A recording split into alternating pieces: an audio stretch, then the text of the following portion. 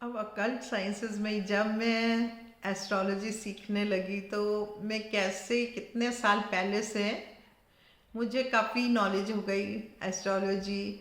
मुझे अच्छी लगने लगी, लेकिन जब मैं आई न्यूमरोलॉजी के बुक्स पढ़ने लगी, न्यूमरोलॉजी सीखने लगी, तो मुझे लगा न्यूमरोलॉजी ज़्यादा इंटरेस्टिंग है और कम टाइम में समझ आ जाने वाली साइंस है।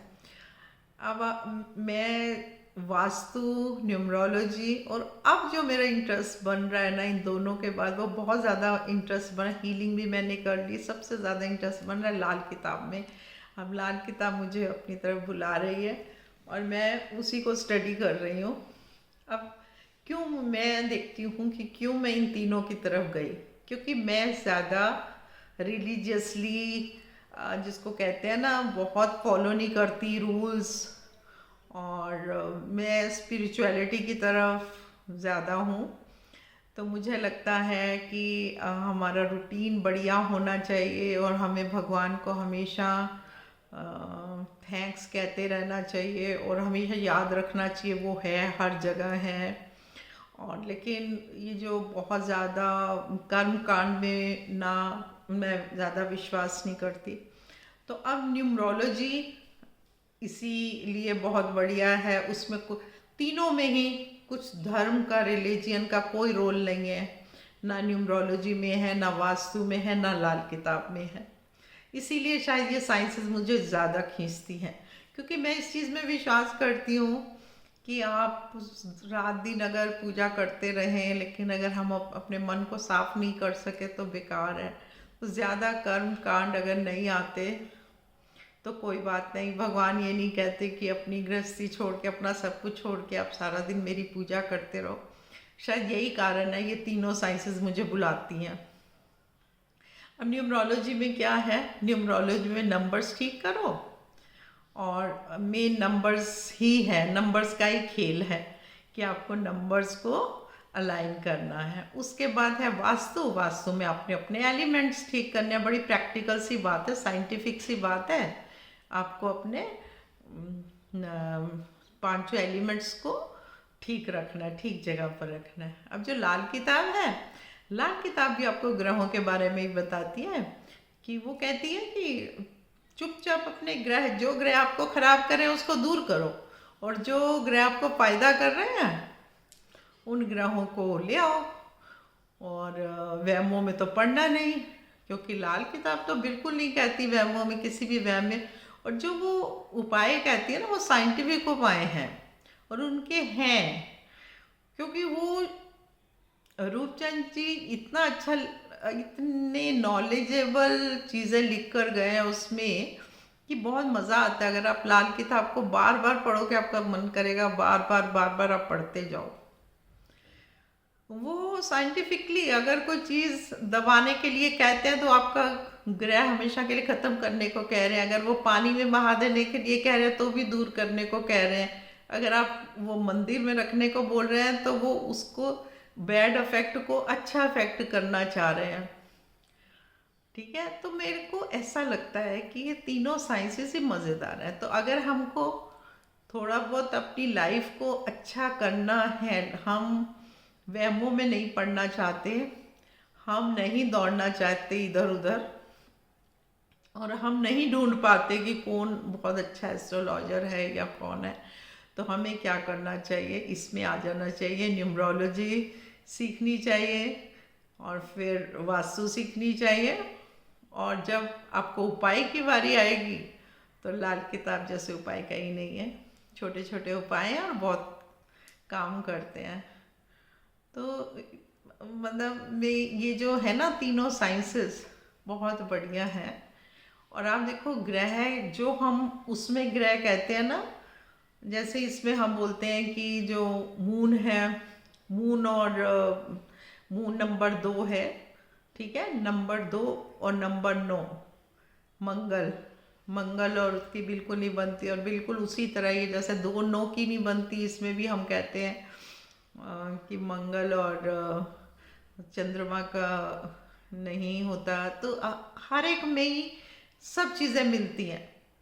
अगर 1 और 8 नंबर ऑपोजिट हम उसमें बोलते हैं, न्यूमरोलॉजी में है, तो लाल किताब भी वही कहती है कि ये हैं तो बाप बेटा, लेकिन दोनों बिल्कुल अलग है। ठीक है ना।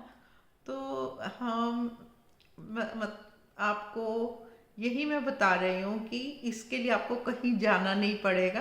और ठीक है, अगर आपके पास बहुत पैसे हैं, आप ढूंढ सकते हो, तो आप अच्छा सा एस्ट्रोलॉजर भी ढूंढ सकते हो। एस्ट्रोलॉजी कोई शक की बात नहीं है, एक बहुत बढ़िया साइंस है और बहुत डीप है। इसलिए इसको सीखना तो मुझे लगता है एक जन भी कम है, बहुत कुछ सीखना पड़ता है। तो अगर आपको कोई बहुत अच्छा मिलता है, आप ज़रूर जाओ, लेकिन हर एक की बातों में बिल्कुल मत आओ।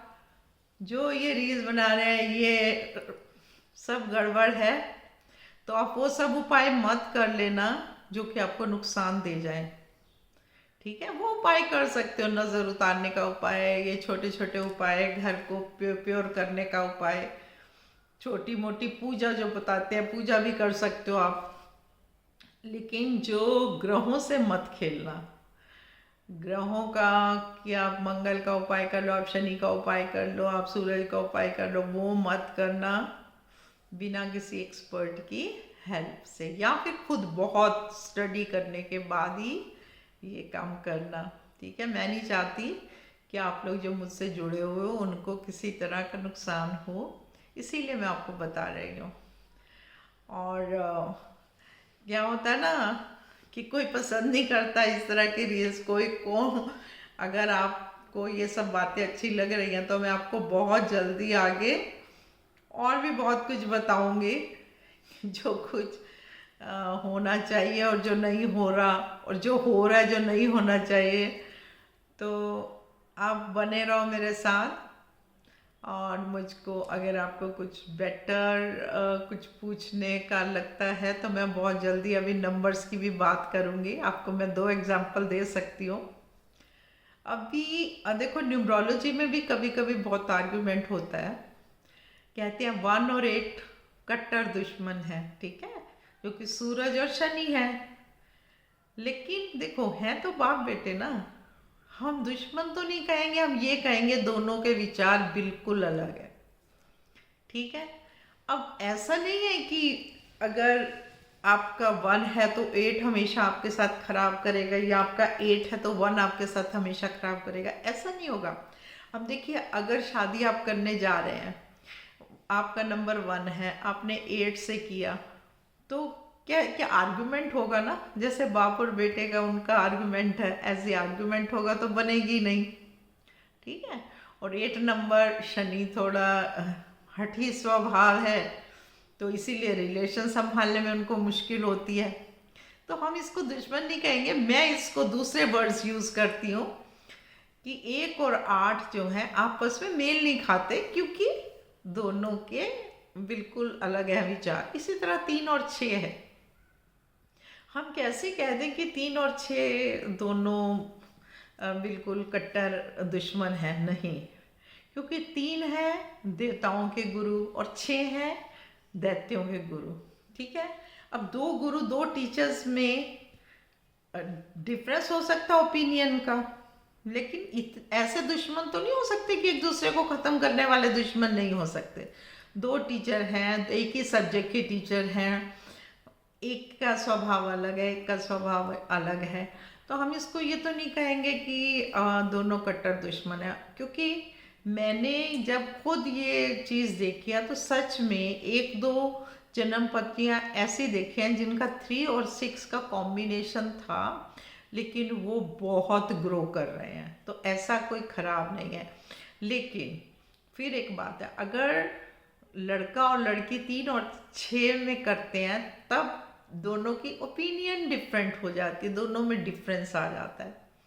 तो तब मैं ये नहीं कहूँगी कि इसमें आए, लेकिन 3 और 6 का कॉम्बिनेशन, मुलाक और भाग्यांक का कॉम्बिनेशन खराब नहीं है, लेकिन अगर ऐसे आए तो दोनों पार्टनर होंगे 3 और 6 वाले, तो ज़रूर थोड़ा भी उनके विचार अलग होंगे। ठीक है, तो समझने की कोशिश करो, मुझे बताओ कि आपको मेरी बात ठीक लगी कि नहीं लगी, और मुझे बताओ कि आप किस में आना चाह रहे हो। जल्दी आओ, अगर आपको मेरी हेल्प चाहिए किसी चीज़ में तो मैं आपको ज़रूर करूँगी। Thank you so much.